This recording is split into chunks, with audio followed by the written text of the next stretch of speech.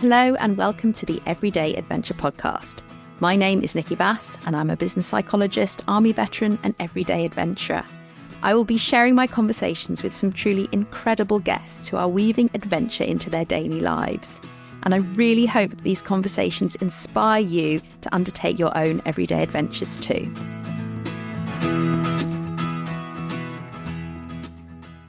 So today it is my absolute pleasure to welcome Brian and Keely Woodley to the show.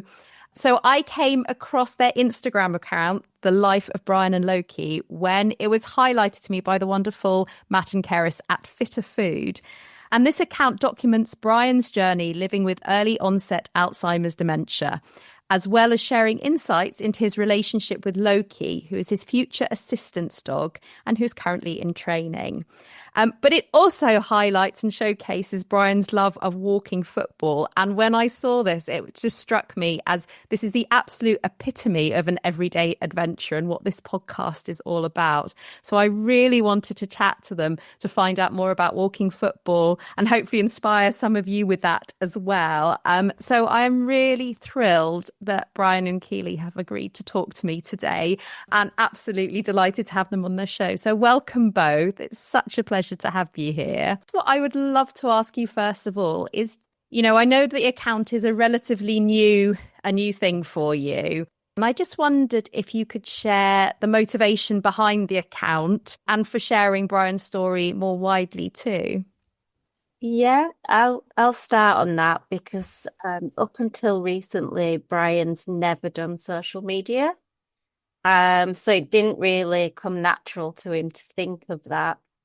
But before diagnosis and since diagnosis, we've realised that there really is a lack of awareness of young onset dementia in any form.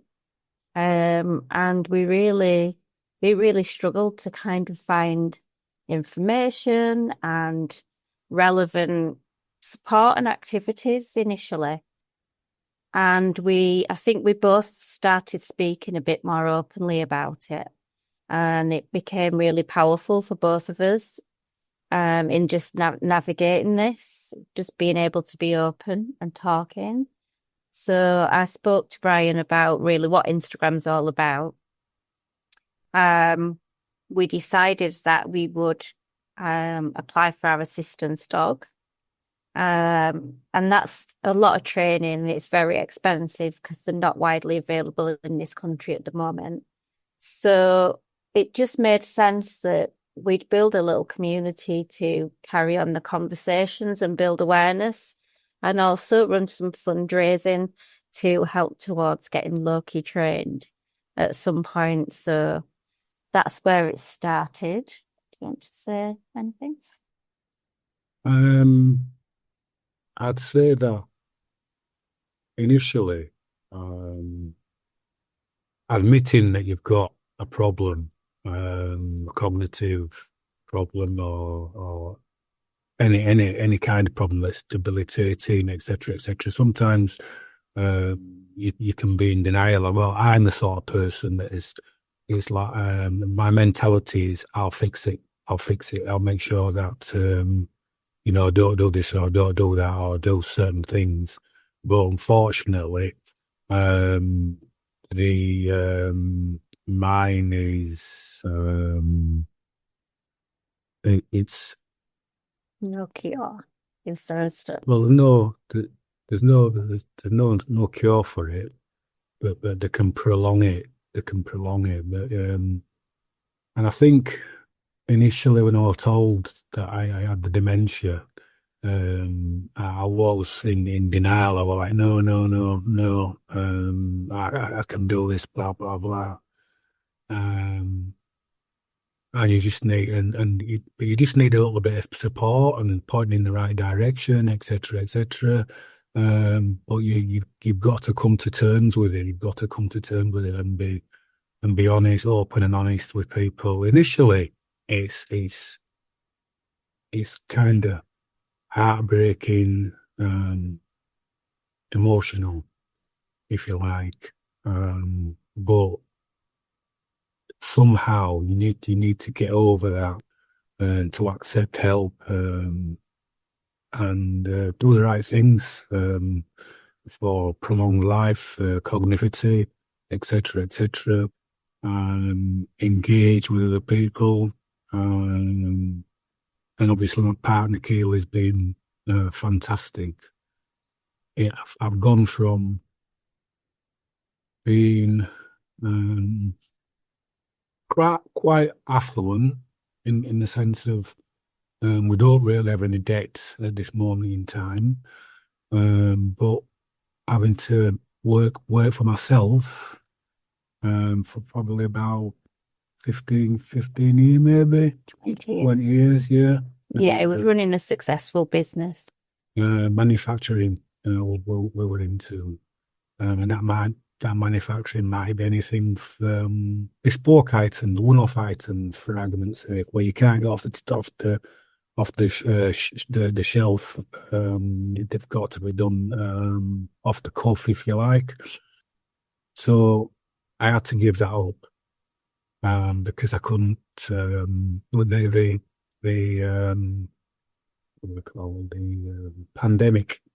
The pandemic kicked in, and that just made it twice as hard to survive. So unfortunately, I had to sort of close the door and look at other ways of finding an income.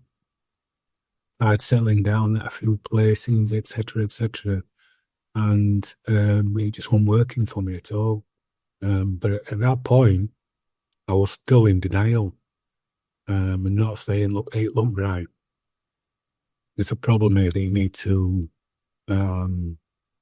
approach and deal with because you're going backwards and not forwards." So I think you got to push your wife, hadn't you? Who eventually said, right, we need to face this head on now.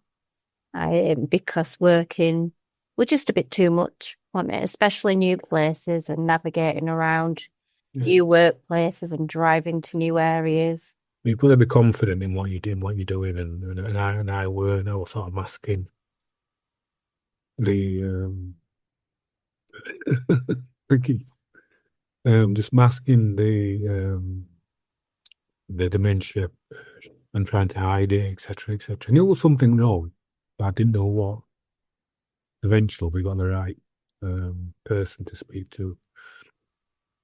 I mean, it's made life a lot better. The very fact that you can talk about it, still, I'm emotional about it. I think you do, like Brown does still get emotional when talking about these things, but now sees the power in talking. It doesn't put him off talking because he makes progress every time emotionally and coming to terms with things. Is that right? Yeah. It's the more you open up to people, the easier it becomes. Yesterday we had somebody else at Pathways asked me to come and sit in a bit of a meeting, if you like, a bit like musical chairs. So you get somebody coming up and sit down and sit at the desk, and then I'd sort of like break the ice and say, "Hi, my name is Brian, blah blah blah, I'd do this and do that," and then they start to open up then because I think what most people do is they look at you and then they cast an opinion or put you in a certain box. Whereas I like to be dead honest with people and be friendly and befriend them so they can feel secure, if you like, and they're able to open up, if you like. I know I get emotional about it, but that's just me. But speaking to people and when someone's got no idea, even myself going to Pathways, there's so many different names for the problems that you have. Different types of dementia. Yeah, there's different types, and you're learning all the time. Yeah. Sometimes it goes from a scale of, for argument's sake, from 0 to 10. This person may be disruptive. This person may be Quiet. quiet, and so there's quite an array. And I'd say, hand on heart, I'm probably quite high up in the list in the sense of for cognivity, etc., etc. You're living quite well with it at the moment. Yeah. Because I've accepted it completely. I said I don't. I'm not shy about telling someone, look, I've got dementia. What does that mean? What does that mean? Well, it's this, it's that, and blah blah blah. But I'm okay. Don't worry about it. I'm fine, etc., etc. Whereas before, I would have masked it. I would have avoided the subject, etc., in denial, etc. But now I just fully accept it and just tell people how it is. No, as I say, yesterday we have people coming with about probably, I don't know. Should I give some background on what yesterday was? Yeah, sure. Yeah, so Pathways is a support group for people affected by young-onset dementia and the families. And the group is run by volunteers who work at Bradford University. So Brian's become a volunteer, and it's called Experts by Experience. And so basically, when the students are doing the learning, Brian and some of the other members will go in and chat to them. They might be working on the students might be working on the communication skills or things like that. So Brian and some of the others will go in and just play a patient or open up and talk about what they might struggle with or how to help them, or if they have a patient like them, what would be useful. Yeah. So I think Brian was with a group of first years yesterday, and we were laughing about what the conversations turned to, because they asked him about music. If you like music, didn't they? And what did you say? I said, is there anything that you'd like to ask me? And they were all like church mice, dead. But one person sort of stepped forward and went, and this big cheesy smile and grin, said, "What kind of music do you like?" And I said, R&B, hip hop, drum and bass, garage, blah blah blah. And then the mouth starts sort of like opened as if to say, really, right? Well, but it's fabulous learning, because if you think those first year students will have made an assumption that they're coming into a room to interview a person with dementia, and seeing Brian there and talking about how much he loves to dance and he loves his music must have just blown their minds. But there's so much learning to be had for them and their career ahead about what dementia can look like. Yeah, so the subject got we talked about this and talked about that, and then before I knew it, everybody were firing questions at me. Everybody in that group were firing, what about this? What do you do this? Do you do that? Do you do that? So it was nice just to talk to somebody that weren't, I don't know, because you have a certain perception. When you see somebody, you have a certain perception of that person. And that's equally stands for myself. Because there are different, as you say, different degrees of dementia, and age groups, and age groups, and I feel for the helpers, the partners, etc. But it's like the Keely talking to you about the walking football, and again, we were on a coach going to South Wales, not interacting as such. Certain people knew certain people. Shall I just give some background on that. Yeah, sure, sure. Yeah, so we went on our first Pathways holiday. So like I said, Pathways it's a charity and it's run by volunteers. But this holiday was absolutely amazing. We went to Wales, we got on a coach. I absolutely loved it because basically I didn't have to organize anything, not even drive there. So it was amazing for me just from that aspect. And we went with, I think, 20 odd people. Some of them were affected themselves by dementia. Some were there with partners and family members. And there's quite a lot of people in the group whose partners have sadly passed away, but they're still involved in the group because they've made really good friends and they want to give back to the group. So it was a real mixed bunch. But yeah, carry on. It's just so they understand where we're going with that. After well, right intent and listening to you. It's about we made lots of new friends, didn't we, on that holiday? Yeah. Everyone in different positions. Yeah, and I've felt for some of the helpers myself, because I classed myself as mild.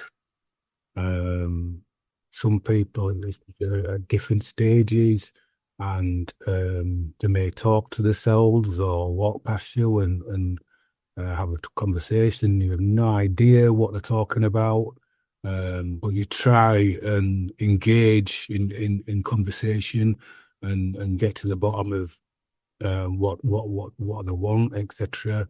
And then there are people that are quite withdrawn, if you feel like, and don't say a bull to a mouse sort of thing. But I think what Pathways does, it's not your average support group. Everyone's thought about, everyone's valued. Yes, everyone's at different stages of life or of dementia. But everyone just does everything and gets involved. There's no over worrying. There's no being told what to do and when to do it. It's just about having fun together. We had quite a fun afternoon. The weather wasn't too good, so we ended up playing charades in spoons.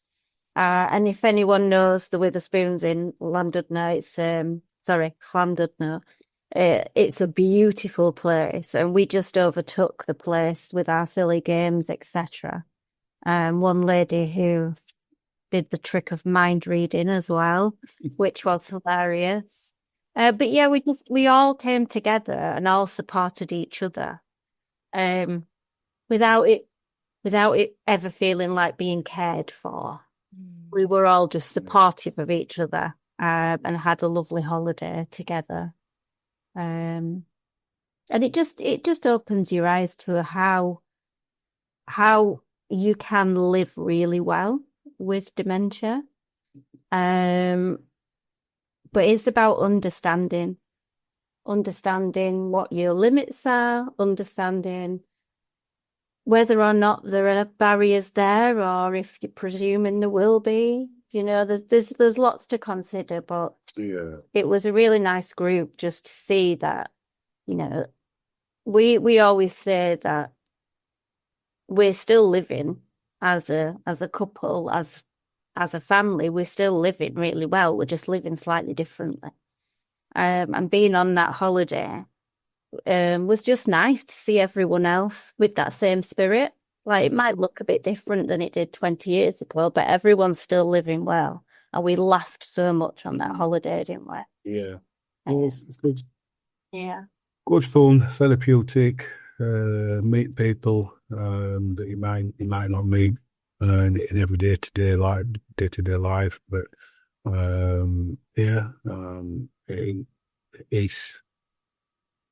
it's positive. It's positive. Spending time with people that have a similar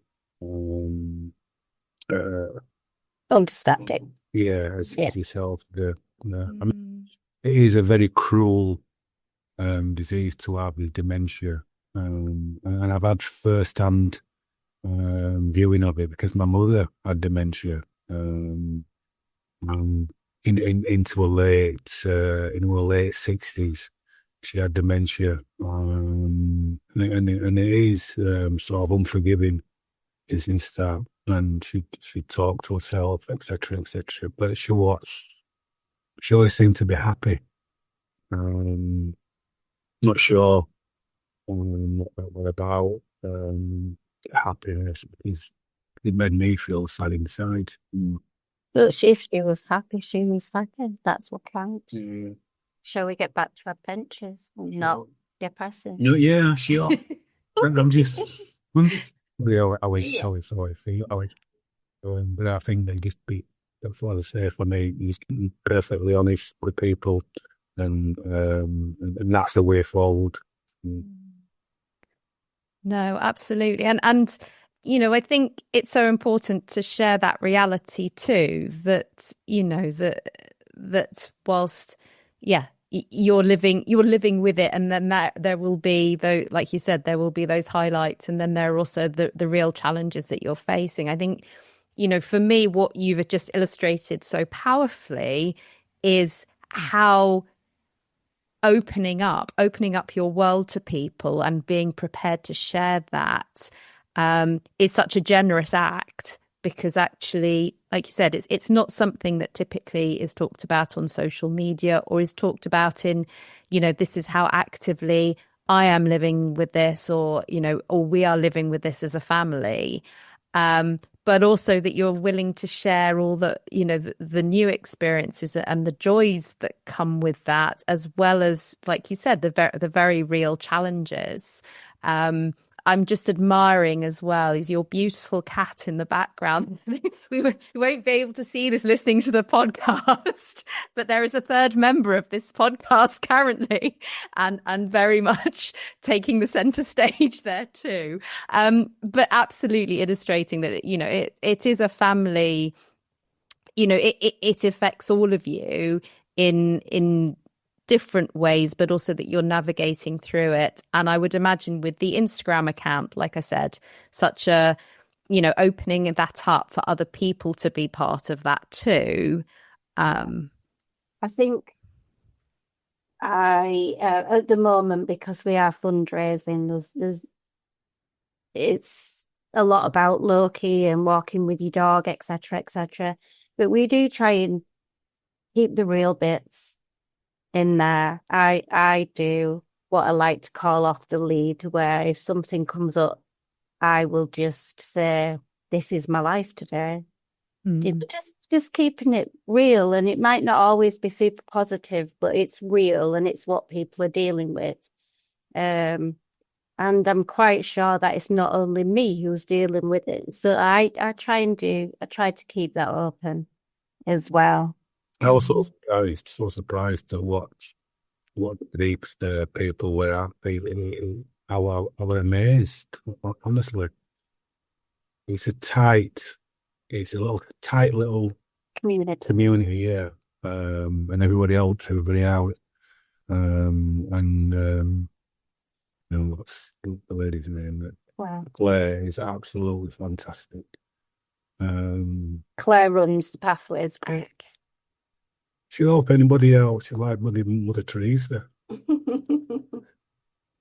Yeah, they do a fabulous job. When Brian was first diagnosed, I really struggled because I still work. I was looking for activities that Brian might be able to get involved in. And everything was through the day. You had to be accompanied by someone. Everyone at that point was at a certain age and a certain stage in the dementia. And it just wasn't viable for us, was it? And going from running a successful business for years, working then for other people, and then being stuck at home, and then being told you can't drive until we've had a chance to retest you and see what we think.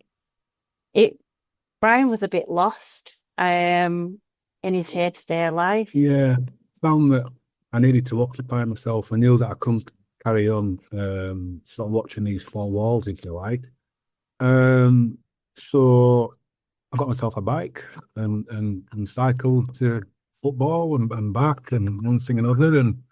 And where we live in Bradford, there's a road that is quite steep and long. and long, yeah. And I was like, when they said to me, you can't drive your car, Brian, anymore until we can figure out what's what. I will gutted, and then started playing the football, and then I thought, right, I'm gonna cycle here on the main road, sort of like, and it's a steep hill in the sense of even the cars that were going past it at 30 mile an hour, they had to give you a wide berth. You sort of like you're on a main road, but it's helped me get over things. It's helped me get over things, a bit more confident, if you like. Yeah, I would say that I was terrified when he first said, I'm just going to cycle to football and back. Oh, yeah, she pulled it. She pulled it. I just worry. I am a born worrier, but I just felt, no, it's his decision. And it's been amazing, hasn't it? Oh, yeah, absolutely. He's got his strength and his fitness back. Yeah. His joints are better. Yeah. And you've just got a little bit of freedom, haven't you? Absolutely, yeah. It's just been, as I say, it's just been honest with people, open and honest, and one thing and another. And that's where you get your progress from. That's how you build your confidence, etc., etc. But obviously, I still get emotional about it. You might always. I've accepted it. Yeah. Thank you, Brian. I mean, what I'd love to ask is you've just mentioned it there. And what I loved when we had an initial conversation a few weeks ago and you were talking about the cycling and how you started off like the first time it took ages and ages to get up that hill. And then the more and more you've done it and just being able to notice that progress as well. I know that's been such a marker for you. I would love you, if you wouldn't mind, sharing a bit more about walking football and how you got started. I mean, I hadn't heard of walking football until I came across it on your account. And I was like, actually, I play netball and I've heard of walking netball, but not football. And I'd really love to know a bit more about it and how you got involved. I can answer that first, I think. Yes. Because Brian, ever since I've known him, has always played football. So even when he was running his business and he was at his busiest and most stressed, the thing that helped him was most of the time I've known him, he was playing five-a-side. So he would play competitive five-a-side. Yeah, very competitive. 3 to 4 times a week, regardless. So like even if work was really busy, that was his outlet. Yeah, it was. Yeah. And you enjoyed it that much. The rivalry, etc. Sort of the winner at any cost sort of thing. We're always top of table or fighting with somebody at the top of the table, in the league, etc. And then they'd get opposition that were quite good. And then they turn around and say, and we'd beat them by marginally, but that's what it's about, isn't it? You know, you just need to win, don't you? Yeah. And I think we need to be honest and say that Brian's alter ego comes out on the football. Yeah, Brian is the most placid, laid back, supportive, quiet person, and then you put him on a football pitch and you just step back. So yeah, five-a-side was his life. Yeah. And then in lockdown that ended. And then of course the struggles with the dementia started as well, to be a bit more noticeable. So I tried for a while because we're both big football fans. Don't tell Bradford City Walking Football Club that he plays for that we're actually massive Liverpool FC supporters. I can cut that bit out of the recording if you like. But yeah, so I sort of like follow social media about football and things like that. So I'd known about walking football for quite a while, and I'd suggested it many times. And his reaction was basically walking football. It was a bit like that old Peter Kay thing, garlic bread, like walking football. And he just would have none of it, just poo-pooed it. But then when he was stuck, basically I work online from home mostly. So when he was stuck pottering around the house and I was busy working, I think he finally caved when I said, "Why don't you try this walking football?" Yeah. So that again, very, very competitive, very when you play. No. Take me out of the equation, right?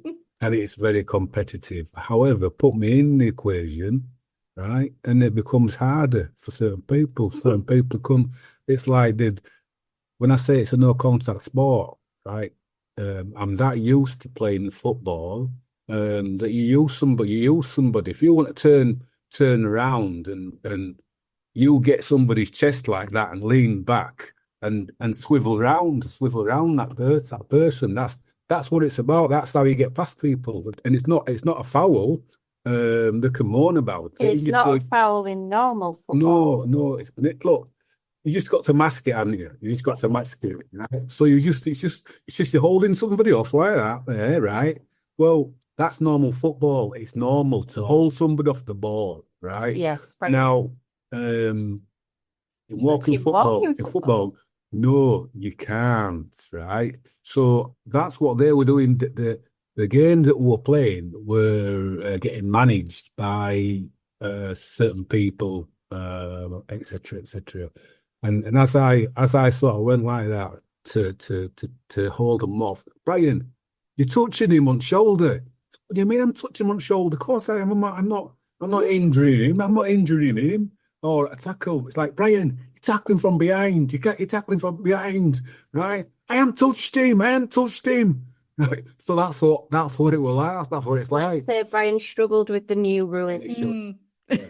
And he still struggles with the walking part every now and again. Yeah. Which a lot of them do, I will be honest. But I was in touch with the guy who runs it for a while, and we're in touch on WhatsApp so that I can remind Brian about when he's playing and this, that, and the other. Absolutely. And there were a few times at the beginning where I'd message him and say, "Oh, Brian told me, how many times he got shouted at today. Is he going to get kicked out? Please don't kick him out. He really loves it." But they all laugh, and they said, like, it's so hard for a lot of them that have come from a normal football background. Oh, yeah. Because it's muscle memory. It's just what you do. The ball's coming towards you, you run to it. Oh, I played it. I played the football, the normal football, from since I can remember, since I've been old enough to kick a ball, if you like. So I've got a few tricks up my sleeve, if you like. Hence the using somebody to lean back on and turn around a little. But every time you do that, you're gaining an advantage on somebody, right? So they deem that as a foul sort of thing, and I'm like, what are you talking about? That's not a foul, right? I barely touched him, right? And then so you've just got to accept it. It's they tell you that they've laid the law down initially and said it's a contact sport. But then you'll get, I think there's a guy there that must have 10 to 15 years on me. Yeah, he's in the 70s league. But yeah. You can imagine that. I'm in my 60s, in the 60s, but they have like a 70s and 80s walking five-a-side. And I'm thinking, can I still do this at 70 years old? No, but that's got a following. The person he's talking about, I laugh when I watch him because he is Brian. It's just an older version of Brian.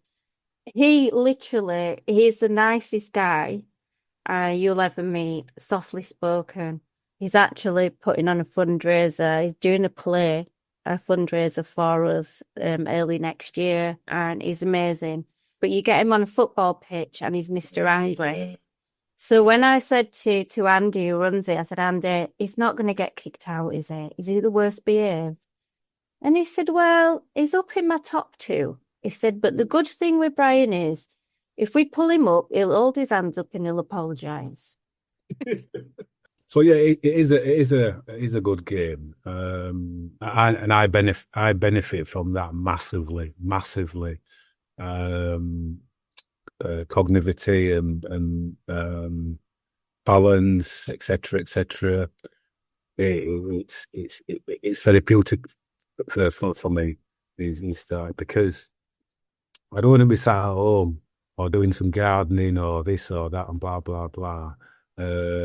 But now I look forward to it. Even that trip home, as we were talking about, where I've got to go up the hill for the however far it is. But I can see the time. I've probably taken 10 minutes off the time it takes me to get from the football to home. So you can see that something's right. Something is doing something right.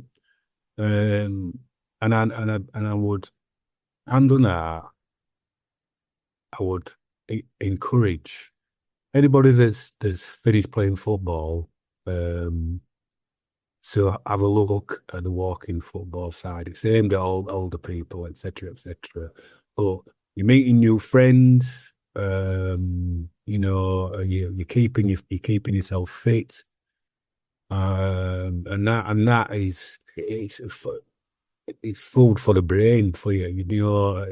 It's just, what's the word? I can say, like, the difference I've seen in Brian from being at home and being anxious is probably too severe of a word, but just hovering around, not knowing what to do with himself. He's used to being on the go. And now 3 days a week is football. So it's get up, it's eat breakfast, make sure my bike's okay. Because it's like around midday. It's just a purpose, isn't it? Yeah. Through the week. And they become our friends. Yeah, I mean, there's a lot of laughs, isn't there? There's about 30 or 40 of us, 30 or 40 people. Everybody's different. Everyone's got different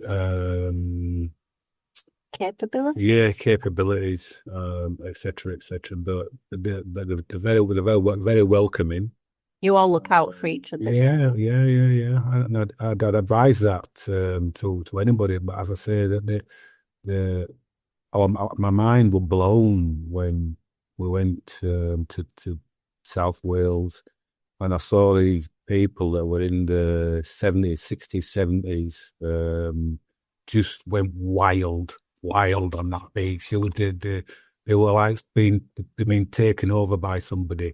I didn't expect it, and it wasn't just men; it were women. In fact, the women were the worst. They were the worst culprits, just running around and physically grabbing each other and grabbing each other and pulling each other and one thing and another. And I think, should I provide some context for this conversation? Yeah. So, as part of our Pathways holiday, Claire, who runs that, knows that Brian loves his walking football, really enjoys it, has made a lot of new friends. So she suggested that one morning Brian take the rest of the group out and play walking football on the beach. So we went out and got a football, and you were all ready for action, weren't you? Sure. And to be honest, a few people said, oh, okay, yeah, we'll join in. And a lot of people said, well, we'll watch, but we might just go shopping, or we might just do this or that. But once they got to the beach, everyone joined in a little warm-up, and everyone just got a little bit excited, didn't they? People were stopping. They were getting giddy. Yeah. Absolutely. And people were literally stopping. A couple said to us that it had made their holiday watching a really random, it should have been walking football on the beach. But yeah, you did give them the whole speech, didn't you? No tackling. Oh yeah, no running. yeah. No running, no this, no that, blah blah blah. But it all went out the window when that whistle blew or what to start. It went out the window. They were crazy, running around, and then But someone in the goals, I think she fell back on the sand within the first 5 minutes. So glad that we were on the sand. Yes, yeah. So And then mainly a lot of the ladies had said, "Oh, we'll watch you," but they all got involved. Yeah. Everyone started running. Competitiveness just came out of everyone's pores. At that point, though, Keely, I honestly was conscious that people were running and we were like 50s, 60s, 70s. I was thinking, for goodness sake, anything but an heart attack here. What have I started? I mean, even like the funniest thing for me was myself and another lady whose partner has dementia. We sort of ended up in the similar part of the beach, but didn't really know who were on whose team. By this point, it was chaos. Whoa. And I fell over, literally over the sand, nothing else. And she ran over to help me up. And this wonderful, kind, the most giving person you'll ever meet, looked at me, offered me a hand, and then said, "Whose team are you on?" And I told her, and she said, "Right, I'll help you up, but I need you to know that if the ball was coming, I'd have left you." Oh, goodness. Yeah, so that was amazing. That was I set off thinking, right, I'm gonna get them engaged in this thing, and then they were just like possessed. Possessed, honestly. Well, we went to a Pathways meeting last night, and they went over the feedback, and it had football written all over it. What was your favourite bit of the holiday? Football. Yeah. Football. When are we doing football? We should have done football every morning. It was funny, wasn't it? Yeah. So we're gonna try and in the new year somehow incorporate and get it down to something milder, a little bit milder, and do it as a Pathways group, because with students being there as well, they've got quite a decent sports hall at the university. So we're going to try and rope in some of the physio students to join in as well and get something regular going. Yeah, amazing. And you know what I found strange is, certainly for one person, they were very strong, very, very, very, like they've been working out. I was so shocked. Oh, these are the pushovers, and you like get your hand there, and you can't move. But yeah, it was a good experience. Good experience. Yeah, it sounds like they'd been building up to that for a while, and you just gave them the opportunity to. I mean, I'm just thinking what a wonderful thing to be able to offer as well. Like you said, I think going back to your comment at the start about assumptions that people make about what's an appropriate activity or what people can or can't or should or shouldn't be doing, and just that opportunity to just be physically in your bodies and move and have fun and and take a bit of risk as well. It sounds like that offered something really important to your group and to all of you. They didn't care about your grief or your whatever. They just went out to win, and all rules and regulations. Oh, everything's gone. I mean, it's so wonderful to hear. I was just thinking, if I'm going to ask you about your fundraising in a minute, but I'm going to bring forward a question that I normally ask towards the end of the podcast, because I think one of the things that struck me when we spoke previously as well was this point about how hard it is to start something new. And I know it's something that you talked about, with the walking football, actually getting into it. Once you're in it and once you've started, you get all the benefits. But that I think for adults, even without the challenges that you're facing, that can be something incredibly hard to do. And I was just wondering if someone's listening to this and they're really inspired and they think either walking football sounds amazing, or there's a sport I'd love to try, or I just need to have some more fun, or what advice would you give them? You'll always wonder, right, what it would have been like, what it's like, and you'll always pine for it, and oh, I wish I'd have done that. I wish I'd have done that. Just do it. I think it stems as well as it.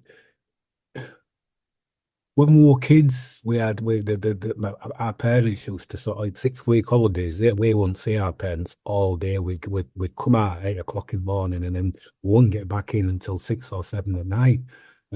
Just as a little posse, we'd go down into quarries. Used to mine the rock and one thing or other. It's still there. And yeah, if you've got any dream, you've got to pursue it. You've got to try and pursue it. I mean, or phobia, you've got to try and get over your phobias. Mine, but I can swim, but I can't get a mental side out of me where I can drown. I can remember trying to swim and obviously taking in all this water, and I can't float. I can't float but Keely can. Keely just lays back and she floats, and her knees are sticking up, her arms are sticking up, and I'll lean back in the pool or something, and I just go like that. My legs just pull me down, and I'm like, how do you do that, Keely? So different people for different things, I suppose. But if they want to try it. Yeah, I think you've got to, before you dismiss it, you've got to try something. It might be a bit uncomfortable at times, and one thing or other, but certainly as you get older, you manage, you learn how to manage people. You feel like, oh, I do anyway, and certainly working for myself, it was a case of listen, take notes, etc., so that you're lessening mistakes further on. But you'll always, unless you do that, walking football or whatever, you'll always pine for it. You'll always. I'd say to people, look, just do it, and I'll put my money on you enjoying it. I know things seem hard and one thing or other, but most of the time, most people are forgiving, they understand, etc. So just give it a try. Just you've got to live. You've got to. Sometimes it's exhilarating, isn't it? It's like another instance is like I've always been into motorbikes. Boy, it's a boy thing, isn't it? I'm sorry to put a certain corner or whatever, but it's a boy thing. That buzz and telling people to go for the dreams, etc. We used to, when we were kids, put our money together and buy a motorbike, and we'd ride the motorbike all day and then hide it and then come back for it the next day, and so forth and so forth. Because the parents had no clue. They have a motorbike, yeah. And there were quarries, you see, and again, you've got to try certain things. You can you can laugh about it and one thing or other, but unless you try it, most people will be pretty good with a little bit of practice at what they do. They're certainly the walking football. It's you get to know people. My memory is terrible anyway, so it takes me longer to remember somebody's name, etc., and that's part of the dementia. But be yourself. Just be yourself, and everything will be fine. Everything will be fine. We kind of worry too much about what other people think about it. That's such amazing advice. Thank you, Brian. I think I don't think anyone could be failed to be inspired by what you've just said.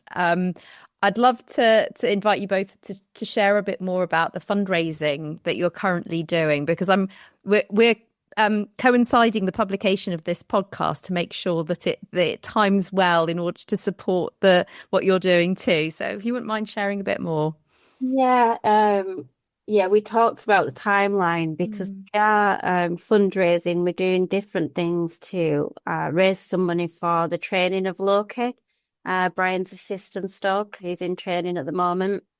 And I'm really conscious that we've been running like a thank you prize draw over the last month or so. So anyone who donates gets put into the prize draw, and that prize draw will be done towards the end of the first week of December.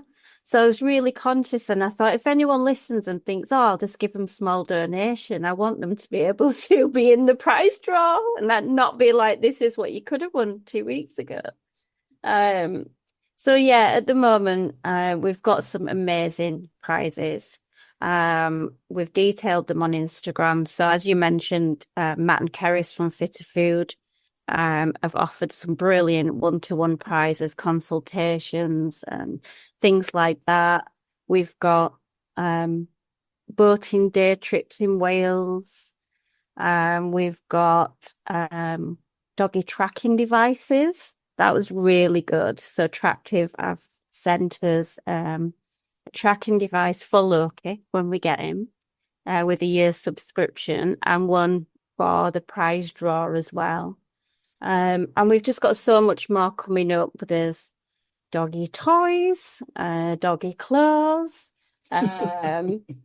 football things. So yeah, we've got a few goodies from Bradford City that they've donated. Seats and footballs, signed football, yeah. So there's lots going on. And so we're asking people to just follow our story, share it if they can. The campaign at the moment is Miles for Loki. So our daughter's walking 100 miles in November, and she's documenting that. And people are just doing as much as they can and giving a little donation and sharing their updates. We'll be running some more football related challenges in December and the new year. There should be a lot of fun for old and young. So that's coming up later. But yeah, it'd just be really nice just to follow along and see if you can get involved, get out in the fresh air with the excuse of Miles for Loki. Amazing. Thank you so much for sharing. And yes, I'll make sure that all the details are popped in the show notes so people can find where do people need to go if they want to take part in the fundraising or donate? It's all mainly on Instagram, the Life of Brian and Loki. And everything's there. We have a GoFundMe account, and yeah, I do share a few bits on Facebook, but that's just myself, Keely Woodley. No problem. Well, like I said, make sure all of those bits are in the show notes so that people listening, they want to go and get involved, get attractive. Very good idea, especially have a dog like mine who likes to wander off in all sorts of directions and also can't hear and can't see. So that's a very worthwhile prize. And yeah, it sounds absolutely amazing that the support you've received already as well. So yeah, please do go and support. I mean, all that remains to me is just to say the very best of luck with the fundraising, and also to both of you, Brian, Keely, thank you so much for sharing your story so honestly and with such generosity. And it's just been, I've learned so much from just being part of this podcast. It's been a real privilege to speak to you both. Yeah, and wishing you all the very best, and can't wait to, not that I get to meet Loki in person, but I get to see him arriving on Instagram and seeing all your adventures with him too. Thank you so much again, and take care. Thank you. We appreciate it. Thank you very much. It's a pleasure. Take care. Bye. Thank you again to Brian and to Keely for the enormous privilege of sharing their story and for trusting me to do so. It's quite hard to follow a conversation like that with a pithy summary or sort of focusing on the main points. But what I wanted to pick up on today was what I was left with at the end of that conversation, which was such a strong reminder of why it was I started this podcast in the first place over 5.5 years ago now. And that was to share the stories of ordinary, and when I say ordinary, I mean it very much in inverted commas, but ordinary people who have made a choice. And that choice is to move through their lives in a way that is open to experience, that is about finding the joy in the pockets and the corners as they navigate through in often really challenging or difficult situations. And it's about finding hope and purpose in those corners. And it is about extending that hope to other people. And that really is what Brian and Keely's story epitomised to me. They are such an example of how everyday adventures, about how finding things that you love, that light you up, can help you through, but can just also bring you such laughter and joy in your daily life that remind you to keep on living. I think that refusal to be closed down or defined by those situations in life that we can't control is really uplifting. And so I want to thank them for extending the generosity of that gift to everybody by sharing their story too. I left that conversation feeling really inspired to keep seeking out those pockets of joy wherever I can find them, and to be welcoming to them when they do appear. It reminds me of a poem by the wonderful Donna Ashworth. And if you've not seen her work, I really encourage you to go and seek it out because it is so uplifting. I absolutely love it. And she's written a poem called Joy Chose You. I'm just going to read a small excerpt from it. Please do go and seek out the rest. In it, she says, "But joy cares nothing for your messy home or your bank balance or your waistline, you see. Joy is supposed to slither through the cracks of your imperfect life. That's how joy works." So I'd love you to take that away today. Once again, thank you to my guests. Thank you to Donna for sharing those words. And I would love to know what you think. So if this has resonated with you, if you've got any feedback, I would always love to hear from you if you want to pick up the conversation. So please do get in touch. You can find us in our home on Substack. That's the Everyday Adventure Podcast. You can find me on Instagram at Resilience at Work or at Everyday Adventure Pod. You can find me on LinkedIn, Nikki Bass, or you can go to my website, resiliencework.co.uk. Otherwise, I look forward to seeing you again very soon with some more incredible guests for you. And in the meantime, wishing you lots of everyday adventures, and I hope to speak to you again very soon. Take care. Bye.